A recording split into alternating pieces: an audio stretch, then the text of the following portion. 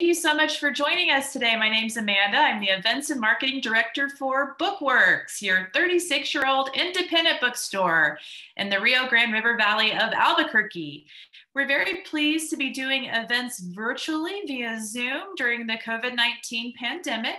Our store remains closed for browsing until some of these numbers go down. So please do shop on our website.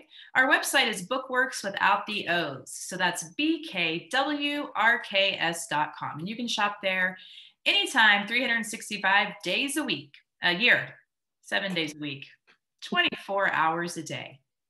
You can shop for all kinds of books, including today's book, Pleas and Petitions. We're here with Virginia Sanchez, a scholar who is going to talk to us about her new book. It's newly out from the University Press of Colorado, and it covers Hispano culture and legislative conflict in territorial Colorado. Virginia is a member of the American Society for Ethnohistory. Her family is from the Mora Valley in northern New Mexico, but she grew up in Wyoming. She is here with us today from Denver. She's been promoting the new book all around to some historical societies and genealogy groups. We are pleased to have her with us here today for a talk about this book. She's also the author of Forgotten Cucharenos of the Lower Valley and the winner of the 2011 Miles History Award from the Colorado Historical Society. She also won the 2018 Gilbert Espinosa Prize for the best article in the wonderful New Mexico Historical Review, published right up the street at the University of New Mexico. She's also been published in New Mexico Magazine. And though this book is about Colorado, it has a lot of implications for New Mexico. So Virginia, thank you so much for joining us. Would you like to tell us more? Yes, I would. Thank you very much for having me, Amanda. Well, my book, Pleas Petitions, starts out with a chronology of entrance into Colorado by the Spanish explorers. And I also talk about the Ute Nation a lot because Colorado is and was the land of the Utes. So I first start out with explaining how part of southern Colorado was taken from New Mexico territory to be created into the newly created Colorado territory by the US Congress in 1861. And I can show a portion of that on a map if you'd like. That'd be great.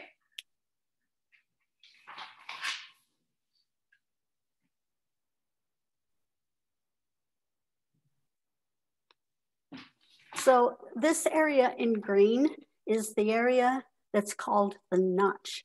And this Notch was taken from New Mexico, and it involves 7,000 Nuevo Mexicanos. So we've got this area that has the Conejos River, and we've got the Apishipug, so it goes all the way up to Pueblo. And this became part of southern Colorado. Now that area of Mora County was later, well, that became Huérfano County in 1861. So part of Mora County became Huérfano County down to Trinidad. And like I said, this is called the Notch. 7,000 Nuevo Mexicanos woke up one morning in February to discover that they were now in Colorado territory. And the problem with that is that I cannot find any records in Colorado or New Mexico or the US Congress that actually says that there was a vote, that the people got to vote whether they wanted to be in Colorado territory. I do know that through my research, there was a discussion, the New Mexico delegate to Congress, spoke on in behalf of not taking that Notch and moving it into Colorado, but that didn't win. And the US Congress then decided that they really, really wanted a square state in the middle of the US map. So they were determined anyway to make this part of New Mexico part of Colorado. So how did that come to be? How did members of the Notch one day wake up in a new territory? Was there legislation passed? How did that happen? At the congressional level, there was legislation passed to make this part of northern New Mexico, Colorado. Excuse me. Wow, yeah, I'm familiar with that area, the Huerfano. There was a lot of hippie communes there, and that's one of our favorite places to drive through on our way up to Denver. It's beautiful there, the Spanish Peaks. Right, it is a beautiful area. I also just wanted to mention that the New Mexico delegate Perea had also told the congressional members that that the people would probably petition to be returned to New Mexico, and in fact, that is what happened a year later in 1862. So give us a little bit of an overview of what was happening nationally at this time when this was tested. Congress declared that the new territory was going to be established in February of 1861, and by April, we were in the U.S. Civil War. So New Mexico was also in the Indian Wars and the Civil War. And so we have very famous characters coming out of New Mexico that fought in that Indian War. Kit Carson at the time, by I believe 1863 was, no, probably 1862 was the Indian agent of the Utes in Conejos. So that's an interesting fact. And what's interesting is I found some trade licenses that Kit Carson signed of some members who were actually trading in New Mexico and Southern Colorado, what became Southern Colorado. And these men also had ties to Southern Colorado as they became settlers there. So this act must have really divided up a lot of families even. Yes, you know, families between the two borderlines were actually, you know, they kept doing their thing. They somewhat still turned to Santa Fe for some of their dealings, and then because actually Santa Fe was closer to them than was Denver. And also the weather prohibited a lot of people from Southern Colorado to get into Denver because of the storms and having to go over the mountains. So it was really a bad decision on Congress's part, I believe, you know, to take these people and put them in a state that was going to be English speaking. And the two legislators that were elected from Southern Colorado was Jesus Maria Varela, who was out of Costilla County, and Jose Victor Garcia, who was out of Conejos County. And because they were the only two, and the only two Spanish speaking, they ended up at the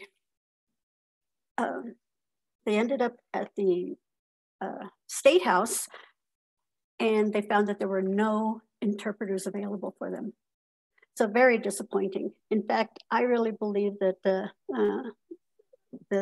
governor at that time, William Gilpin, he knew they were coming, but he made no attempts to get things going for them as far as an interpreter. And then we find that the house rules, the important house rules, were not translated in Spanish for them. So they were left without knowing the rules of the house, how to conduct themselves and introduce their bills. So it was real disappointing. The people had a lot of problems going forward. I want to show this next slide.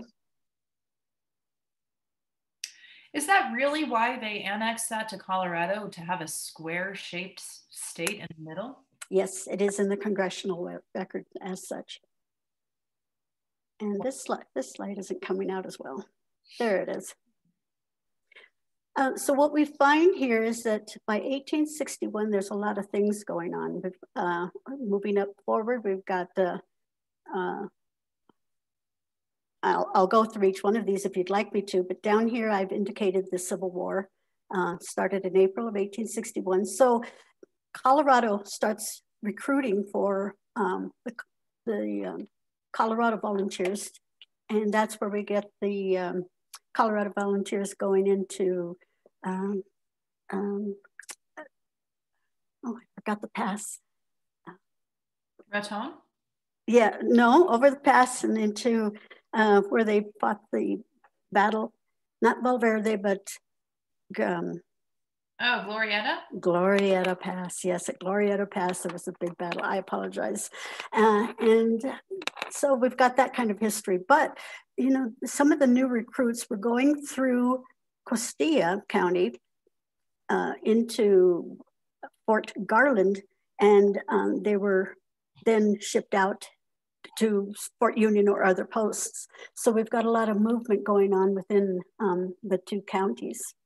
So we do know, we'll go back up to the US military here. I lost it, sorry. There we go. So the military is there at Fort Garland, and they're there kind of, the people actually feel that they're there to watch over them as far as any insurrection or other activities that might be happening. They're also there because they want to keep an eye on the Utes.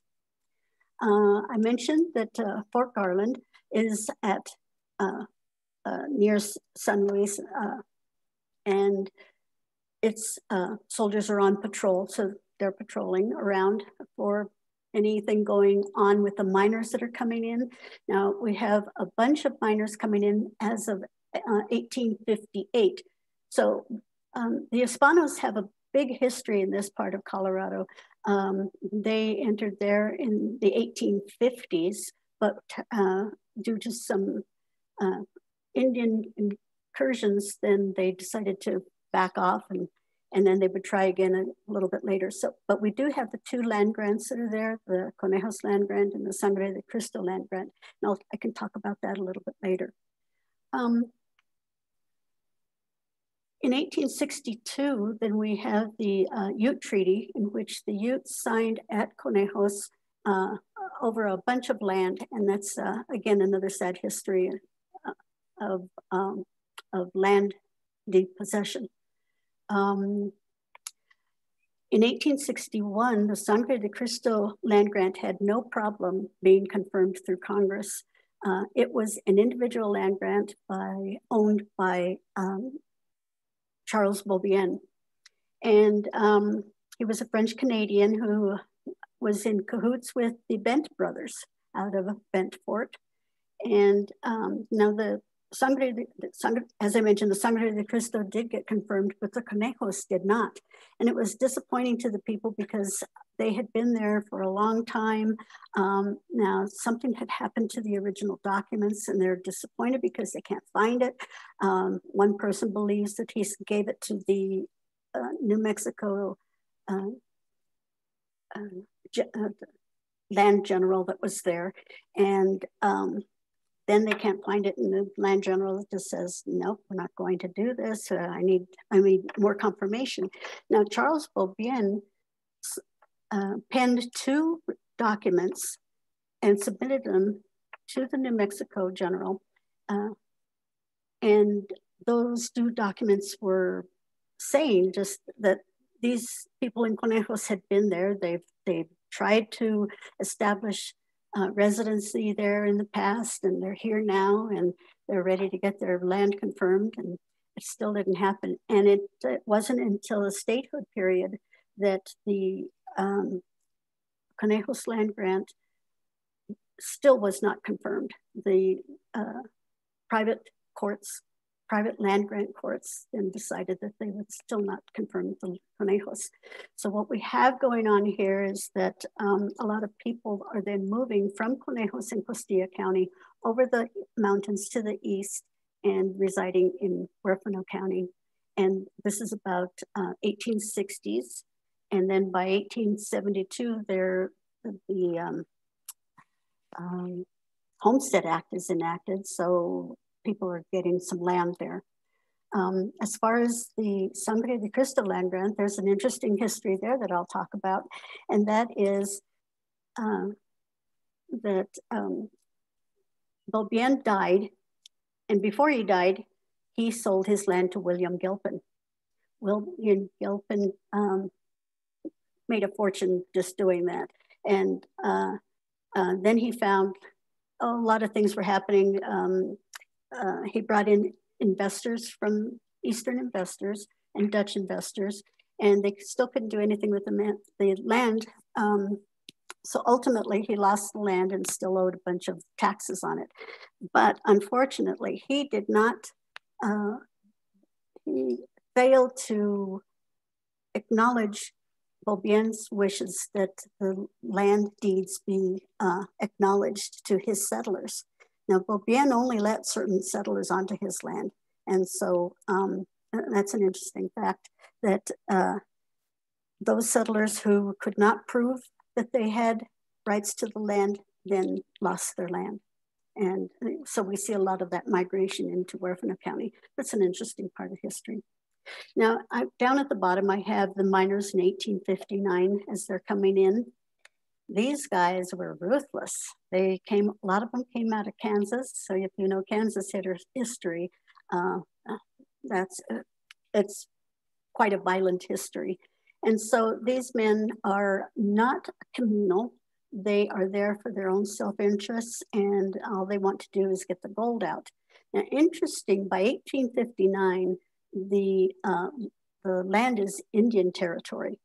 And there's a law that says that, a federal law that says that intruders into Indian territory can be fined $1,000. But the United States never prosecuted them because, of course, they were finding gold, and gold is what the North needed, the United States needed in their battle with the South in the Civil War. So these miners were allowed in. They did find gold in the mines, and in doing that, we find that a lot of the land was disturbed because they would, their washing of the gold kind of messed up what was going downstream into the farmlands. So also the miners, as I found out, did not want anybody intruding on their claims, including Anglos, but especially Mexicans. So, and they referred to the people as Mexicans, not as Mexican citizens as they had become in 1848 with the Treaty of Guadalupe Hidalgo. Now, by 1861, then we've got a whole bunch of territorial laws that are being enacted, and they're published only in English. And it's not until 1864 that these laws are translated into Spanish. So there's some real disparities there. And of course, you've got some biased newspapers that are not speaking well of the people in Southern Colorado. Have any questions at that point? Yeah, I guess if you could just back up a little bit and talk about who the original people of Conejos are, how you would identify them, what they did to survive before all of these things started happening and people started moving in. Well, it's interesting because the records indicate that the people of Conejos were still making bows and arrows. They were still fighting with bows and arrows because in that part of of New Mexico, at that time, they did not have a lot of iron that they could use. I also found that they were using a lot of muskets. So that's an old type of rifle. And so it was quite difficult for them. Some of the people, there's Jose Celedonio Valdez, and he was one of the traders that I was indicating that Kit Carson had signed his trader's license.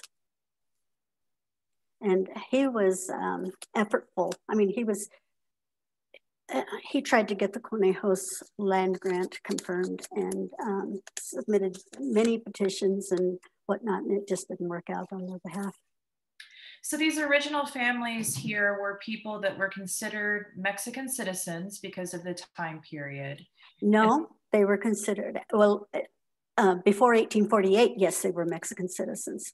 But by this time in Colorado, they are American citizens, US citizens. Do you know much about the original families that settled in this area and how many generations had lived there before this became contested land? I would say about 7 generations. Wow. Yeah. Mm-hmm. And so, I have researched the people, and a lot of them are indicated or are are written up in this book. The book also includes a biography of the territorial Hispano legislators. Oh, okay, nice information. Are there other books on this topic, or is yours the first to sort of take up this specific area? Mine is the first to discuss it from a Hispano point of view. Oh, go ahead. I was just going to ask you how you first became interested in this, if it was something that you discovered in your research specifically, or family ties? My research first started in Huerfano County, and that started when my mother-in-law had given me an acequia ledger. And I went through and I did the genealogies for the names that were listed in the ledger. And I found that they had actually migrated from Conejos and Costilla County. How so cool. Yeah, so that was my first book, The Forgotten Cuchareños of the Lower Valley. And that led into this next book, Pleas and Petitions, as a lot of that research just started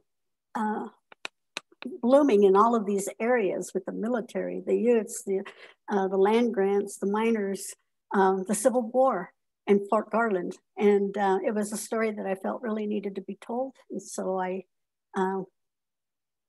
worked and out came Pleas and Petitions. Where were some of the places that you did research? I researched at the National Archives, also in Washington, D.C., as well as College Park, Maryland. I researched at the Rocky Mountain Center of the Archives also, and various libraries and museums in Colorado, Southern Colorado, and Northern New Mexico. And what I found out of the archives is a military census that was conducted in 1863. And it actually tells the numbers of mills and farms that were in the area in Conejos County. And there's 2 censuses taken from 2 different towns. So that's quite interesting. And when I came home with that, it was just like, wow, this just really pulls in the pieces together of all of these things that were happening. So I'm really, really pleased with that. So how many of the original people would you say migrated out of the Conejos area? You were talking about how kind of a migration from there over into Huerfano. Yeah, that's a good question. And that's one that myself and Maria Clara Martinez from San Pablo, Colorado, are trying to determine. She's working on this book on the Costilla people. And those numbers are going to be telling us just how many from Costilla County migrated into Huerfano County. But it's a pretty sizable number. I mean, you know, these people had to do something. Unfortunately, taxes were taking away their property, basically. They had no real cash, so they were usually a barter community. And so they had to sell their land and sell the sheep, sell whatever they could in order to pay their taxes in Colorado. It's a sad story. It sounds very sad. I mean, other than the depossession of land, and just all the language barriers they faced, right. It's like there were also just economic and subsistence issues that they were having during this time period. Yes, and then in 74, I believe, then you have some Texas cattle ranchers that are coming in, and there's the battle with the sheep ranchers. So, you know, it's everybody wants a piece of the land. All right, the title, Pleas and Petitions, Hispano Culture and Legislative Conflict in Territorial Colorado. Virginia Sanchez, thank you for sharing your new book with us. Thank you for having me, Amanda. I appreciate it.